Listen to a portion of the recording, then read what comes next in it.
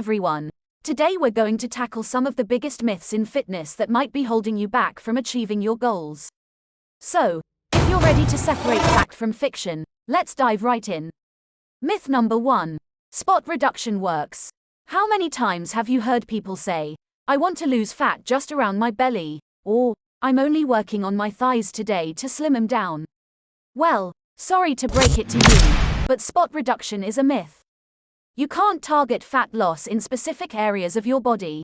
Fat loss happens overall, and it's driven by a combination of diet, exercise, and genetics. Instead of focusing on one area, try incorporating full body workouts like these. They burn more calories and help you lose fat evenly. Myth number 2. Lifting weights will make you bulky. This is a common concern, especially among women. But here's the truth. Building significant muscle mass takes a lot of time, effort, and specific training. Most people won't bulk up just by lifting weights a few times a week. In fact, strength training helps you get leaner, stronger, and more toned. So, don't be afraid to pick up those weights. They're your friends, not your enemies. Myth number 3. Cardio is the only way to lose weight. Yes, cardio burns calories, but it's not the only or even the most efficient way to lose weight. Combining cardio with strength training is far more effective for fat loss.